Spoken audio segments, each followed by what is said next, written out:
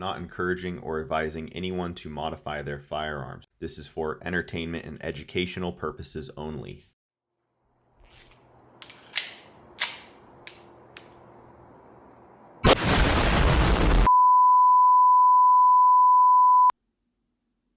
I'm kidding, man. It ran fine.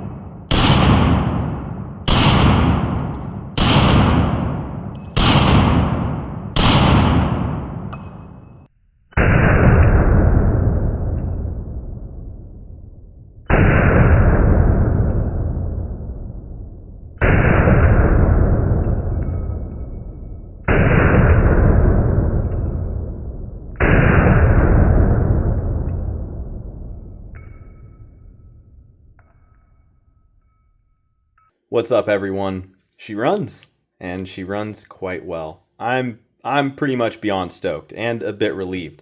I'm glad I didn't end up building a $2,600 paperweight.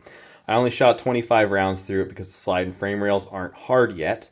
All the ammo was Blazer Brass 115 grain, which is representative of what I'll likely be running through the pistol 99% of the time. I was just shooting into the dirt. I forgot targets, and if there's a problem with accuracy at this point, I can't do a damn thing about it outside of replacing the barrel. I'll shoot it for groups from a rest when it's done. I got a recoil spring tuners pack from Atlas. It had 7 through 11 pound springs, so I installed the middle of the range 9 pound spring for this testing, and it seemed about right.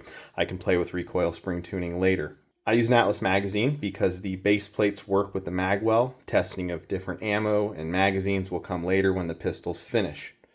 This thing shoots great. It shoots like nothing I've ever felt before, mainly because I've never fired a fully hand-fit pistol. I've shot some higher-end production 1911s, but nothing like this. It's pretty amazing that the first one is a pistol built by me. The 4.6 inch mid-length is new to me as well. I have experience with lots of government and commander length 9mm 1911s, but not the 4.6 inch. It shoots very soft, but the slide also reciprocates noticeably faster than the full 5 inch, kind of obviously.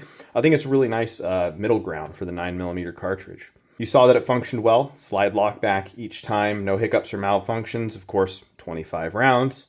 Won't tell the whole story, but for an initial test fire, things are looking good. No glaring issues. The ejection pattern was a little sporadic, some rounds going higher and further back than I would like. This could be due to inconsistency in the ammo. For now, I won't make any adjustments to the ejector tip. I noticed the ejection of every last round when the mag was empty was a little anemic. This indicates I might need a tad more extractor tension. I'll play with that later. I picked up some empties to look at. The primer strikes generally look centered, no drag marks, no blowouts, strong indentation. I want to look at this case rim area to see if the head of my extractor is hitting the case ahead of it. I can see that it is, but only on some cases and barely. This could also contribute to inconsistent ejection. I can't reduce my hook to breech face dimension anymore without loosening the fit of the extractor on the firing pin plate. I may take a tiny bit more material off the tip of the extractor. Again, that will come later, nothing that needs immediate attention. I was also feeling for hot spots in my hands. This is going to help me identify where I need to pay extra attention when I'm blending the grip and the frame. I was getting a little bite right here, kind of where this nub of the thumb safety sticks out. It was hitting me right in that thumb knuckle. Due to the size and shape of my hands, maybe the length of my fingers, these bumps right here usually ding me right on the knuckle. But this one didn't, surprisingly, so I'm going to leave it. I'm going to take this thing apart, wipe it down, give it a thorough once over. Yeah, this thing fucking juicy. Good lord. The most important thing I wanted to check was this lower lug area of the barrel. I want to make sure that I don't have any slap or drag marks from the slide stop pin. There aren't any, so I have adequate clearances here. No link down interference or barrel bump.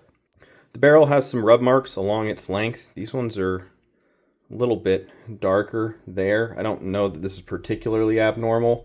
I'll take a closer look at the slide barrel passage and see if there are any high spots or rough edges that I should be taking off, and make sure I polish it really good.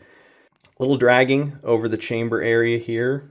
I don't think that's necessarily abnormal either. I would prefer it didn't, but I want to keep that nice polished finish, but I don't think it will cause any issues. I know I have plenty of clearance up here during link down. My lower lug's contacting the frame in the correct place, and my barrel link is pivoting freely, so I don't really know what's going on here.